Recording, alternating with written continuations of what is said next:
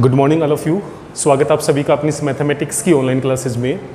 जैसा कि आप जानते हैं कि हम 12वां चैप्टर अवकलन समीकरण जो है वो स्टार्ट कर चुके हैं और इसी संदर्भ में हमने 12.4 एक्सरसाइज जो है वो कल कंप्लीट कर दी थी, जिसमें हमने उन अवकलन समीकरण को सोल्व किया था जिनमें चरों का पृथक्करण जो है वो बड़ी आसानी से हो सकता है।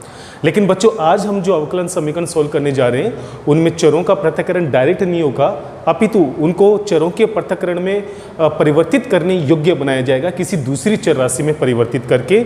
तो आप इसका पूरा मैकेनिज्म जो है बड़े ध्यान से समझेंगे। देखिए बच्चों, इस प्रकार के अवकलन समीकरण की जो पहचान होती है उसकी खासियत क्या होगी। इस प्रकार के अवकलन समीकरण के अंदर आपको x प्लस वाई का पद या x माइनस वाई का पद जो है वो अमूमन मिलेगा।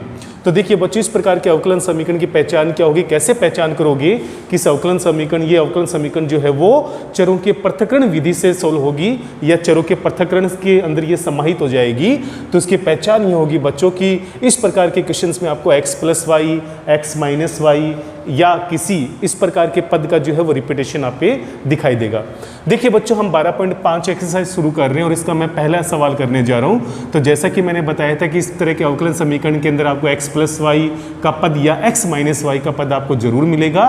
तो सिंपली आपको क्या करना होता है बच्चों, आप यहाँ पे इसका डायरेक्ट जो है वो चरों का पृथक्करण नहीं कर सकते हैं, आप यहाँ पे y को अलग और x को अलग नहीं कर सकते हैं। तो बच्चों हमें यहाँ पे क्या करना होगा, हमें सिंपली यहाँ पे x प्लस वाई को t के इक्वल मानकर इस पूरी अवकलन समीकरण को t के पदों में कन्वर्ट करना होगा। तो देखिए बच्चों, जब मैंने x प्लस वाई को t के इक्वल माना तो अब मैं यहाँ से dy बटे dx का मान निकाल लूंगा। तो इसका मैं पूरी समीकरण का x के सापेक्ष अवकलन करूंगा। तो देखिए बच्चों, यहाँ पे जब मैं इस x के सापेक्ष अवकलन करूंगा तो x का हो जाएगा 1, y का अवकलन हो जाएगा dy बटे dx और t का अवकलन हो जाएगा dt बटे dx। देखिए बच्चों, जब हम यहाँ से dy बटे dx का मान निकालेंगे तो वो मुझे dt बटे dx और माइनस का 1 प्राप्त होगा। और देखिए बच्चों, ये वैल्यू और ये वैल्यू जब मैं यहाँ पे रखता हूँ अवकलन समीकरण नंबर 1 में, तो मुझे परिवर्तित समीकरण क्या मिलेगी आप देख सकते हो। x प्लस वाई के स्थान पे t रखेंगे तो बच्चों ये हो जाएगा यहाँ पे टी स्क्वेयर, dy बटे dx के स्थान पे यहाँ पे आ जाएगा dt बटे dx माइनस का 1 और बराबर में आएगा a स्क्वेयर। अब आप देख सकते हैं बच्चों, यहाँ पे ये जो अवकलन समीकरण है वो t और x के पदों में कन्वर्ट हो चुकी है। पहले ये x और y के पदों में थी। अब यहाँ से बच्चों हम चरों का पृथक्करण बहुत आसानी से कर सकते हैं। देखिए बच्चों, सबसे पहले मैं टी स्क्वायर को इधर लेके जाऊँगा तो ये हो जाएगा dt बटे dx माइनस 1 बराबर a स्क्वायर बटे t। अब देखिए बच्चों, यहाँ से dt बटे dx का मान जो है वो a स्क्वायर बटे t प्लस का 1 यानी कि a स्क्वायर प्लस t, माफ़ कीजिए टी स्क्वायर है बच्चों यहाँ पे, तो यहाँ पे टी स्क्वायर आएगा तो ए स्क्वायर प्लस टी स्क्वायर बटे टी स्क्वायर आएगा। अब देखिए बच्चों, यहाँ पे ये पूरा का पूरा पद बच्चों टी का पद है, इसलिए ये पद तो पक्षांतरण होकर डी टी की तरफ आएगा और डी एक्स चला जाएगा राइट हैंड साइड में। तो हम यहाँ से करने वाले हैं चरों का पृथक्करण। तो देखिए बच्चों, यहाँ पर आके चरों का पृथक्करण हो जाएगा। तो चरों का पृथक्करण करने पर तो ये जो पूरा t का पद है बच्चों वो dt की तरफ आएगा। तो यहाँ पे ये रेसिप्रोकल हो जाएगा, इसका व्युत्क्रम हो जाएगा, यानी कि टी स्क्वायर चला जाएगा ऊपर और बटे में आएगा a square plus T square और यहाँ पर तो रहेगा dt और इधर वाली साइड में चला जाएगा dx। और दोनों ही पक्षों का हम कर लेंगे यहाँ पे इंटीग्रेशन। अब आप देख सकते हैं बच्चों, इस पद का समाकलन हम किस प्रकार से करेंगे। अंश में यहाँ पे टी स्क्वायर आ गया, बट्टे में यहाँ पे ए स्क्वायर प्लस टी स्क्वायर आ गया। तो देखिए बच्चों, अंश में ए स्क्वायर प्लस टी स्क्वायर बनाने के लिए आप खुद देख सकते हैं कि यहाँ पे हमें अंश में ए स्क्वायर जोड़ना होगा और ए स्क्वायर यहाँ से घटाना होगा। तो देखिए बच्चों, आगे की प्रक्रिया के अंदर मैंने अंश में ए स्क्वायर को जोड़ दिया और यहाँ पे ए स्क्वायर को घटा दिया और बट्टे में जो है बच्चों वो भी ए स्क्वायर प्लस टी स्क्वायर का पद है। यहाँ पे देखिए बच्चों dx है। अब देखिए बच्चों, यहाँ पे जब मैं इसको दो अलग अलग भागों में विभाजित करता हूँ तो ए स्क्वायर प्लस टी स्क्वायर के बट्टे में जब ए स्क्वायर प्लस टी स्क्वायर आएगा तो यहाँ पे बचेगा 1 dt और माइनस के साथ देखिए बच्चों ए स्क्वायर तो आ जाएगा इंटीग्रेशन से बाहर और यहाँ पर बचेगा केवल dt बटे ए स्क्वायर प्लस टी स्क्वायर। तो देखिए बच्चों, अंश में हर का भाग देकर मैंने इसको दो अलग अलग समाकलन में विभाजित कर दिया। आप इसको एक बार फिर से समझ सकते हैं। ए स्क्वायर प्लस टी स्क्वायर के बट्टे में जब ए स्क्वायर प्लस टी स्क्वायर आएगा बच्चों तो यहाँ पर बचेगा 1 dt, ये पहला पार्ट हो गया। माइनस में ए स्क्वायर के बट्टे में जब ए स्क्वायर प्लस टी स्क्वायर आएगा तो ए स्क्वायर चूंकि अचर राशि है वो तो इंटीग्रेशन से बाहर आ जाएगा अंदर केवल आपके पास dt बटे ए स्क्वायर प्लस टी स्क्वायर बचेगा और बराबर में dx।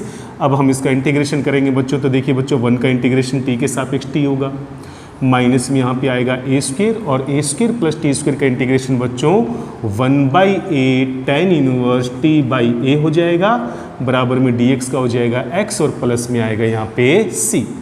अब देखिए बच्चों यहाँ पे जो t का मान है वो यहाँ पे मैं वापस रख देता हूँ, x प्लस वाई है, यहाँ ए स्क्वायर से a कैंसिल होकर a बनेगा, ये हो जाएगा tan inverse x plus y, t के स्थान पे मैंने x प्लस वाई रख दिया, बट्टे में है a और बराबर में है x प्लस सी। x जो है बच्चों वो हो जाएगा यहाँ पे कैंसिल।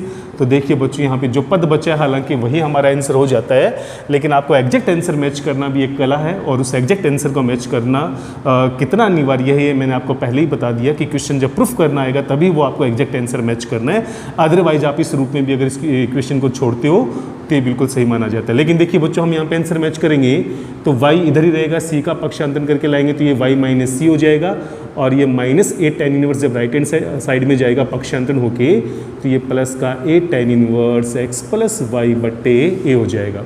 अब देखिए बच्चों यहाँ से tan inverse x plus y बट्टे a का जो मान है वो y माइनस सी बट्टे a में कन्वर्ट हो जाएगा और यहाँ से जब मैं x प्लस वाई का मान निकालूंगा बच्चों तो पहले तो जाएगा tan इनवर्स, तो ये बन जाएगा यहाँ पे tan y माइनस सी बट्टे a।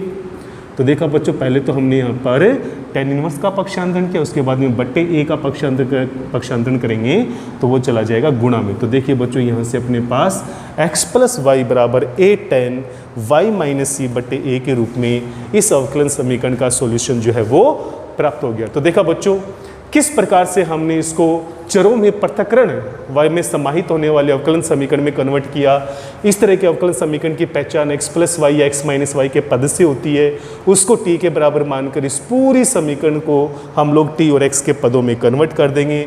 आप यहाँ t मान सकते हैं, z मान सकते हैं, कुछ भी मान सकते हैं, तो यहाँ पर t और x के पदों में कन्वर्ट कर देंगे। उसके बाद में यहाँ पे चरों के पृथक्करण की विधि अप्लाई हो जाएगी, एक तरफ t का चर आएगा, एक तरफ x का चर आएगा, पदों के अनुसार हमने उसका इंटीग्रेशन कर दिया और सोल्व करके t की वैल्यू हम वापस रखेंगे तो हमारे पास अभिष्ट आंसर जो है वो प्राप्त हो जाएगा। तो देखिए बच्चों हर क्वेश्चन में आपको इसी प्रकार से विधि अप्लाई करनी है और इसी प्रोसेस के साथ आपको आगे बढ़ना है।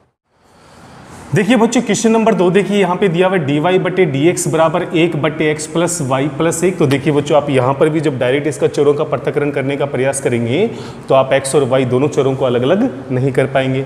तो देखिए बच्चों यहाँ पर भी हम लोग क्या करने वाले, तरीका बिल्कुल सेम रहेगा, हम इसको चरों के पृथक्करण में कन्वर्ट होने वाले अवकलन समीकरण में कैसे चेंज करेंगे। तो तरीका वही होगा बच्चों, इसकी पहचान के अनुसार यहाँ पर भी x प्लस वाई का पद आया है तो मैंने यहाँ पे x प्लस वाई को मान लिया t। आप चाहो तो बच्चों x प्लस वाई प्लस 1 पूरे को भी t मान सकते हो, उसमें भी कैलकुलेशन में कोई फर्क नहीं पड़ेगा क्योंकि यहाँ पे 1 जो है वो एक अचर राशि, तो अवकलन करने पे यहाँ कोई फर्क नहीं पड़ने वाला। x का अवकलन x के सापेक्ष 1 होगा, y का अवकलन जो है वो x के सापेक्ष dy बटे dx होगा, t का अवकलन x के सापेक्ष dt बटे dx होगा और हमें यहाँ से dy बटे dx का मान निकालना है जो कि dt बटे dx और -1 के रूप में हमें प्राप्त होगा। तो देखिए बच्चों तरीका क्या हुआ आप समझ गए होंगे। पहले आपको x प्लस वाई को t के बराबर मानना है, ये पहला परिवर्तन होता है। उसके बाद में उसका अवकलन करके dy बटे dx का मान निकालेंगे, वो दूसरा परिवर्तन होता है। और ये दोनों ही परिवर्तन जब समीकरण नंबर 1 में रखेंगे तो देखिए बच्चों dy बटे dx के स्थान पे तो आ जाएगा dt बटे dx माइनस 1, ये हो जाएगा 1 बटे x प्लस वाई के स्थान पे आएगा t और प्लस में आएगा 1। तो आप देख सकते हैं बच्चों अब यहाँ पे चरों का पृथक्करण बहुत आसानी से हो सकता है। पहले मैं यहाँ पे -1 को इधर लेके जाऊँगा तो ये 1 बटे t प्लस 1 में कन्वर्ट होगा, यानी कि ये dt बटे dx बराबर t प्लस 2 बटे t प्लस 1 में कन्वर्ट हो जाएगा। अब आप देख सकते हैं बच्चों ये पूरा का पूरा पद जो है वो t का पद है तो ये dt की तरफ मूव करेगा और dx जो है वो राइट हैंड साइड में चला जाएगा। तो हम यहाँ से जो है वो चरों का पृथक्करण करेंगे, चरों का पृथक्करण करने पर। तो आप देखिए बच्चों यहाँ पे t प्लस 1 जो है वो अंश में आ जाएगा, t प्लस 2 जो है वो हर में रहेगा, यहाँ पर आएगा dt और बराबर में आ जाएगा dx और दोनों पक्षों का हम कर देंगे समाकलन। अब देखिए बच्चों यहाँ पर इस पार्ट का समाकलन हम किस प्रकार से करेंगे। यहाँ पे अंश में t प्लस 1 है और बट्टे में यहाँ पे t प्लस 2 है, तो अंश में भी t प्लस 2 लाने के लिए सिंपल आपको एक जोड़ना है और एक घटाना है। तो देखिए बच्चों आगे वाला परिवर्तन मैंने यहाँ पे अंश में एक जोड़ा तो ये t प्लस 2 बन जाएगा, इसमें से मैं एक घटाऊंगा तो वापस यहाँ पे t+1 ही आएगा अंश में, और बट्टे में जो है वो यहाँ पर t+2 है, ये हो जाएगा dt, और बराबर में यहाँ पर दिया हुआ है dx। अब देखिए बच्चों, जब अंश में हर का भाग देंगे तो ये दो अलग अलग समाकलन में विभाजित हो जाएगा।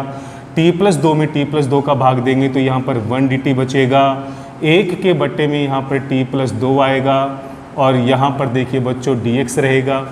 1 का इंटीग्रेशन t के सापेक्ष जो है वो t हो जाएगा, माइनस में देखिए बच्चों इसका इंटीग्रेशन यहाँ पे log t+2 हो जाएगा, बराबर में बच्चों यहाँ पर x ले लेते हैं, dx का इंटीग्रेशन x हो जाएगा, और प्लस में बच्चों हम यहाँ पे ले लेते हैं c1, अचर राशि के तौर पे हमने यहाँ पे ले लिया c1।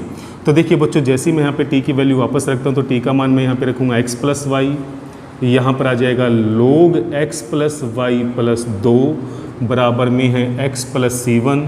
x से x जो है बच्चों वो हो जाएगा कैंसिल, तो ये हो जाएगा y - log x + y + 2 बराबर में c1। देखिए बच्चों, यहाँ पे c लेके आप इसको आंसर भी मान सकते हैं, यहाँ पर भी इसका सॉल्यूशन निकलता है, परंतु एग्जैक्ट आंसर मैच करना भी अपने आप में एक कला है, वो भी अपना एक तरीका है। तो देखिए बच्चों, एग्जैक्ट आंसर हम कैसे प्राप्त करेंगे। देखिए बच्चों, मैं यहाँ पे y - c लेके आता हूँ, बराबर में मैं इस log का पक्षांतरण करूँगा तो ये प्लस का हो जाएगा, यहाँ पर आएगा log x + y + 2। अब देखिए बच्चों, यहाँ से मैं जैसे ही log को हटाता हूँ, जैसे ही मैं इस log को हटाता हूँ तो ये पूरा पद e की पावर में चला जाएगा, यानी ये e की पावर y - c1 बनेगा, और यहाँ पर बचेगा आपके पास केवल x + y + 2। तो देखिए बच्चों, x + y + 2 को मैं पहले लिख रहा हूँ, e की घात y - e की पावर c को मैं लिख सकता हूँ e की घात y इंटू में e की पावर माइनस का c1, क्योंकि आधार समान हो तो घातें जुड़ेंगी, ये वापस e की पावर y - c1 बनेगा। तो देखिए बच्चों, यहाँ पर ये जो पद है e की पावर -c1, ये एक अचर राशि को इंडिकेट करता है, जिसको मैं यहाँ पे c के इक्वल मान लेता हूँ, और इसके साथ में जो पद बचेगा वो e की घात y आएगा। तो देखिए बच्चों, हमारा अभिष्ट सॉल्यूशन जो है वो x + y + 2 बराबर में c × e की घात y के रूप में हमें प्राप्त हो जाएगा। तो देखा बच्चों, अचर राशि हम किसी भी प्रकार के अचर पद को यहाँ पे c के इक्वल मान सकते हैं, वो हमारी कंडीशन पे डिपेंड करता है। x, y और उनके पदों के साथ किसी भी प्रकार से कोई परिवर्तन होना नहीं चाहिए। बाकी आपका ये पूरा तरीका जो है वो सही है, आपका आंसर यहाँ पर भी करेक्ट माना जाएगा अगर आपसे इस रूप में आंसर नहीं पूछा गया। तो देखिए बच्चों, आप समझ गए होंगे, बिल्कुल बेसिक क्वेश्चन था। यहाँ पर भी x + y को t मानकर हमने यहाँ से dy/dx का मान निकाला है। दोनों ही परिवर्तन को जब समीकरण नंबर 1 में रखा है तो ये पूरी समीकरण नंबर 1 जो है वो t और x के पदों में कन्वर्ट होगी, जिससे चरों का पृथक्करण बहुत आसानी से हो गया, और समाकलन करके हमने t की वैल्यू वापस रख दी और हमें हमारा सॉल्यूशन जो है वो प्राप्त हो गया। देखिए बच्चों, इन क्वेश्चंस के ऊपर आपको अच्छे से मेहनत करनी होगी, अच्छे से इनके ऊपर अभ्यास करना होगा, तभी इन क्वेश्चंस को आप बहुत कंफर्ट लीजिए। नंबर 3 हम करने जा रहे हैं, जो कि cos x + y dy बराबर में dx दिया हुआ है, और यहाँ पर ये इक्वल है क्वेश्चन नंबर 9 के। दोनों सेम ही क्वेश्चन है बच्चों, क्योंकि क्वेश्चन नंबर 3 में थोड़ा सा परिवर्तन करके, जैसे dx यहाँ पे dy के बट्टे में आएगा तो dy/dx बनेगा, और cos x + y इधर जाके 1 cos x + y होगा, जो कि sec x + y में कन्वर्ट हो जाएगा। तो कहने का मतलब क्वेश्चन नंबर 3 और क्वेश्चन नंबर 2 एक ही क्वेश्चन को इंडिकेट कर रहे हैं, इस वजह से मैं इन दोनों क्वेश्चन को एक साथ लेके चलूंगा। क्वेश्चन नंबर 3 से मैं इसकी शुरुआत करूंगा। तो देखिए बच्चों, हम सॉल्यूशन में यहाँ पे क्वेश्चन नंबर 3 लेके चल रहे हैं। तो देखिए बच्चों, क्वेश्चन नंबर 3 का सॉल्यूशन हम किस प्रकार से करेंगे। यहाँ पे देखिए बच्चों, हमें दिया हुआ है cos x + y dy बराबर में dx। जब मैं यहाँ से dy/dx का मान निकालता हूँ बच्चों, तो वो 1/में cos x + y आएगा, और आप खुद देख सकते हैं बच्चों, 1/cos x + y जो है वो sec x + y होता है। मतलब यहाँ पर ये क्वेश्चन जो है वो क्वेश्चन नंबर 9 के अकॉर्डिंग कन्वर्ट हो जाता है। तो देखिए बच्चों, तो क्वेश्चन नंबर 9 भी आप कैसे सोल्व करोगे। sec x + y को आप लिखोगे 1/में cos x + y, और सिंपली बच्चों मैंने जैसा आपको बताया था कि वहाँ पे x + y का पद आएगा अवकलन समीकरण में, जो चरों में परिवर्तित हो सकती है, चरों में पृथक्करण वाले क्वेश्चन में परिवर्तित हो सकती है। तो हमें उसकी शुरुआत कैसे करनी होती है, हमें x + y को मानना होता है t के इक्वल, और वहाँ से हम dy/dx का मान निकालते हैं। तो x का अवकलन 1 हो जाएगा, y का अवकलन x के सापेक्ष dy/dx हो जाएगा, t का अवकलन x के सापेक्ष dt/dx हो जाएगा। तो यहाँ से जो dy/dx का मान है बच्चों, वो dt/dx और -1 जो है वो हमें प्राप्त होता है। तो देखिए बच्चों, एक बार जब हम इस प्रकार से कर लेते हैं प्रतिस्थापन विधि, मान लो आप इसको ये प्रतिस्थापन विधि भी मान सकते हैं। हमने x प्लस वाई को t माना है, उससे हमने dy बटे dx का मान निकाला है t के पदों में। ये दोनों ही परिवर्तन जब समीकरण नंबर 1 में रखूँगा तो आप खुद देख सकते हैं बच्चों, dy बटे dx के स्थान पे तो यहाँ पे आएगा dt बटे dx माइनस 1 और बराबर में आएगा 1 बटे कोस x प्लस वाई के स्थान पे बच्चों यहाँ पर आएगा t। अब जैसे ही बच्चों मैं -1 को इधर लेके जाऊँगा तो मेरे पास यहाँ पर हो जाएगा dt बटे dx बराबर में 1 प्लस 1 बटे कोस टी, सोल्व करने पे 1 प्लस कोस टी बटे कोस टी जो है वो मुझे प्राप्त होगा। अब देखिए बच्चों, यहाँ पर ये राइट हैंड साइड में पूरा का पूरा पद जो है वो t का पद है। तो ये तो बच्चों यहाँ पे चरों के पृथक्करण के अकॉर्डिंग यहाँ पे dt की तरफ आएगा और dx जो है वो चला जाएगा राइट हैंड साइड में। तो देखिए बच्चों, इसमें क्या परिवर्तन आएगा, 1 प्लस कोस टी बटे कोस टी का जब पक्षांतरण करेंगे बच्चों तो यहाँ पर कोस टी चला जाएगा अंश में, नीचे यहाँ पे 1 प्लस कोस टी और dt आएगा और बराबर में जो है बच्चों वो यहाँ पर dx है। तो देखिए बच्चों, अब हम दोनों तरफ करेंगे समाकलन।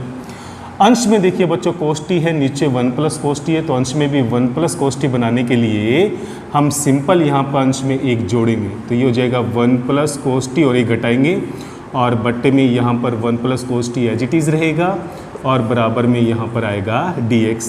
अब देखिए बच्चों, जब हम इसको अंश में हर का भाग देंगे तो हम इसको दो अलग अलग समाकलन में विभाजित कर सकते हैं। 1 प्लस कोस टी में 1 प्लस कोस टी का भाग देंगे तो बच्चों यहाँ पे 1 आएगा और माइनस में बच्चों 1 बट्टे 1 प्लस कोस टी का पद भी हमें यहाँ पर प्राप्त होगा।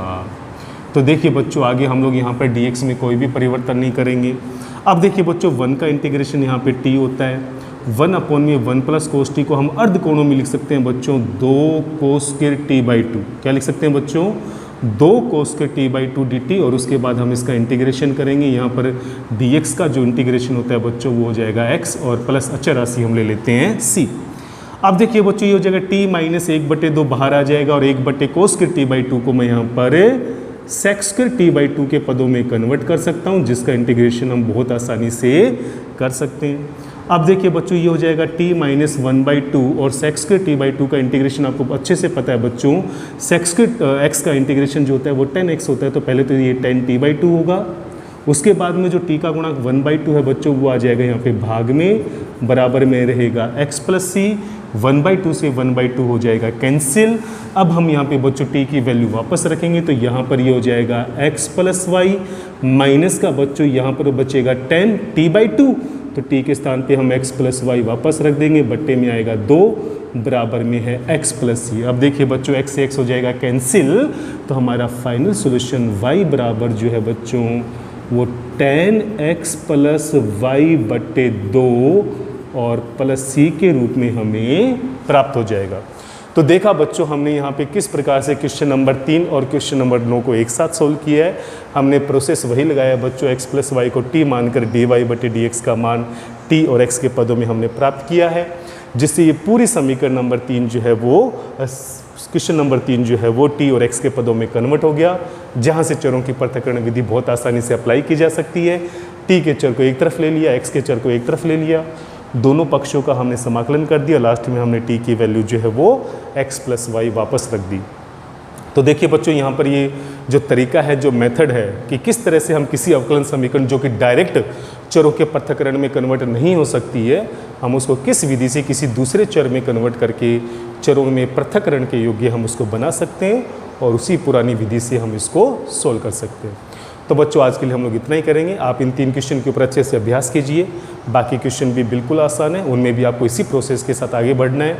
जो भी परिवर्तन आएगा वो केवल इंटीग्रेशन के पद में आएगा, वही आपको x प्लस वाई को t मानना है, dy बटे dx की वैल्यू निकालनी है, वहाँ तक कोई चेंजेस नहीं आता। इंटीग्रेशन जो है वो पदों के अनुसार आपको करना ही है। इसके लिए आपकी 9th चैप्टर जो है वो समाकलन वाला वो आपका स्ट्रॉन्ग होना चाहिए। किसी भी विधि जो है, कोई भी विधि यहाँ पे अप्लाई की जा सकती है। तो आज के लिए बस इतना ही बच्चों, आगे के क्वेश्चंस के लिए नेक्स्ट वीडियो का इंतजार कीजिए और कोई भी डाउट्स हो तो ज़रूर पूछिएगा। जय हिंद, जय भारत।